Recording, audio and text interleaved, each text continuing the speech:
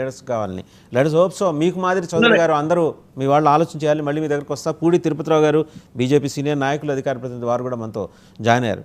So మొత్తానికి తిరుపతిరావు గారు చూశారు కదా, తాడేపల్లి ప్యాలెస్లో జరిగిన కుట్రలో విజయసాయిరెడ్డిని ఇరికించేందుకు జగన్మోహన్ రెడ్డి గారు ఆడిస్తున్న నాటకం. ఎక్కడ బీజేపీ ఆ ఎంపీలని ఎత్తుకుపోతుందో, లేకపోతే ఎత్తుకుపోయేందుకు విజయసాయిరెడ్డి గారు సహకరిస్తారో అనే భయంతో మాజీ ముఖ్యమంత్రి ఈ రకమైన ప్రయత్నాలు చేస్తున్నారని చెప్పేసి తెలుగుదేశం అబ్జర్వేషన్. అది ట్రాపా, కాన్స్పిరసీయా? ఈ ట్రాప్ అయితే బీజేపీ పాత్ర ఎంత, కాన్స్పిరసీ అయితే బీజేపీ రోల్ ఏంటి? అందరికీ నమస్కారం. వాసుదేవన్ గారు, ఇది అంటే మనకి ఒక సామెత ఉంది, వెయ్యబోయే చేను కొనబోయే ఆవు మేసేసింది అని చెప్పేసి.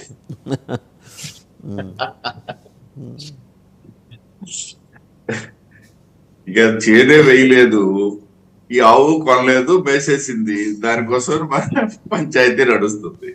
అంటే ఇప్పుడు నా ముందు శ్రీనివాస చౌదరి గారు చెప్పారు, నేను దానికి విశ్వసిస్తా. అంటే పార్టీ బాధ్యత కాదు, పార్టీ ఏమి అలా చేయమని చెప్పేసి వాళ్ళ పార్టీ అయినా ఎవరి పార్టీ అయినా చెప్తుందని కాదు. నిన్న పవన్ కళ్యాణ్ గారు కూడా ఇట్లాంటి వ్యవహారాల్లో ఆయన కొద్దిగా సెన్సిటివ్ గానే ఉంటారు. అది కూడా ఎలా మాట్లాడారు అనేది మనం చూసాం. ఏంటంటే ఆధిపత్య పోరు నేపథ్యంలో రాజకీయాల్లో కొంతమంది పావులు కదుపుతుంటే కొంతమంది బలవుతుంటారు.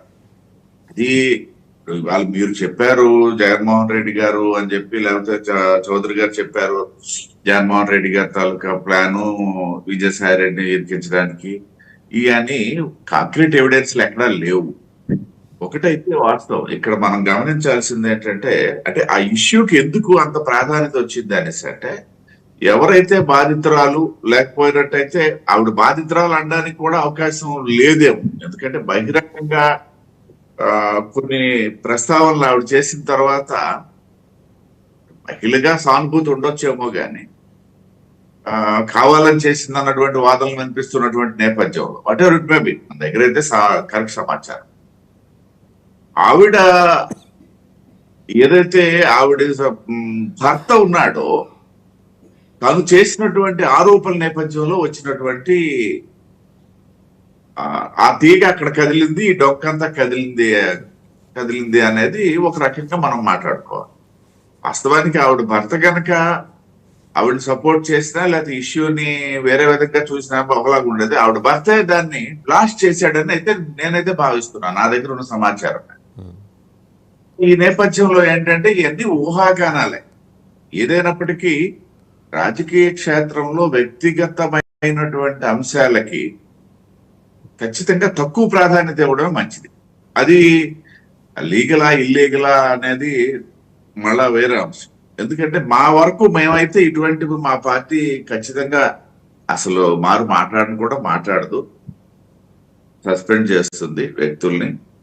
రెండోది, దాని మీద చర్చ కూడా తక్కువగానే చేస్తుంది మా పార్టీ వరకు. ఎందుకంటే మీకు అందరికీ తెలుసు, మొదటి నుండి కూడా కొన్ని నియమాలకి కొన్ని వ్యక్తిగత క్రమశిక్షణకి కట్టుబడి ఉన్నటువంటి పార్టీ. దురదృష్టం ఏంటంటే ఇక్కడ గమ్మత్తైన విషయము, నేను ఇందాక అన్నట్టుగా ఈ తీగ లాగితే ఎక్కడో రాజ్యసభలో డొక్క కదిలింది. అదే మీ భావన కూడా నాకు అర్థమైంది. రాజ్యసభలో ఉన్నటువంటి సభ్యుల్ని కలిపేయడానికి చేస్తున్నాడు విజయసాయి రెడ్డి అనే తీగ దగ్గర, ఇప్పుడు వాస్తవానికి లోక్సభలో ఉన్నటువంటి వ్యక్తులను కూడా మాకు మద్దతుగానే వెళ్తామని చెప్పి ప్రకటించినటువంటి సందర్భంలో దానికి కూడా విశ్వసనీయత లేదని నేను భావిస్తాను. మాకు అక్కడ చెయ్యము అనేసి అంటే పోనీ మేము అలా చేసామా లేకపోతే అందులో ఉన్నటువంటి గ్రూపులు అలా చేశాయా అనేది ఒక అర్థవంతంగా ఉంటుంది. వాళ్ళు చేస్తామని చెప్పేసి వచ్చారు. ఇంకా నేను నాలాంటి వాడు అయితే ఏం చేస్తారు మీరు, అది అనైతికంగా ఉంటుందని కూడా నేను మాట్లాడతాను.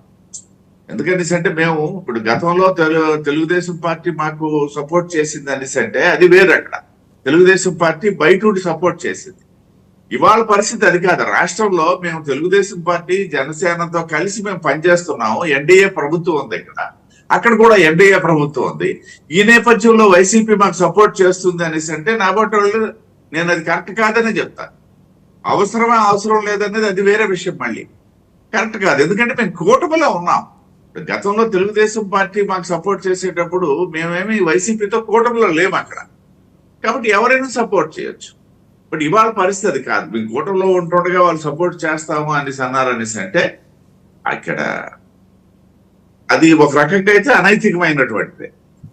అయితే ఇక్కడ అదే అంశాన్ని ఆధారంగా తీసుకొని విజయసాయి రెడ్డిని ఇరికించడానికి జగన్మోహన్ రెడ్డి చేశాడు ఈ కుట్ర అనేసి అంటే అది ఎంతవరకు వాస్తవమా లేదా అనే అంశాల మీద అంటే అది ఆధారపడి మనం తెలుగుదేశం అబ్జర్వేషన్ అండ్ ఎలిగేషన్ అండి, అవి నిజమని నేను అంటలా. వాళ్ళకి ఆ రకమైన వాళ్ళు ప్రతిసారి జగన్మోహన్ రెడ్డి గారి ట్రాప్లో పడిపోతున్నాం, ఈసారి అప్రమత్తంగా ఉండాలని అనుకుంటూనే బుద్ధాంకన్ గారు లాంటి వాళ్ళ చేత సోషల్ మీడియాలో ఈ పోస్టులు పెట్టిస్తున్నారు వాళ్ళు. అంటే రెండు నాలుకల ధోరణి అనేది వైసీపీ ఆరోపణ.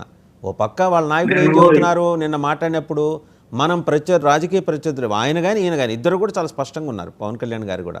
వాళ్ళు శత్రువులు కాదు, మనం కక్ష సాధింపులు వద్దని. మరి జరుగుతున్నది ఏంటి? క్యారెక్టర్ అసాసినేషన్ జరుగుతుంది కదా అక్కడ.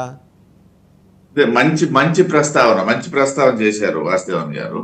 నేను ఇక్కడ ఏమనుకుంటానంటే ఒకసారి అంటే ఇవాళ మేము మిత్రపక్షాలుగా ఉన్నామని కాదు, బుద్ధా వెంకన్న గారి కాస్త దుందుడుకు స్వభావము ఈ రాష్ట్ర ప్రజలకు తెలియదే.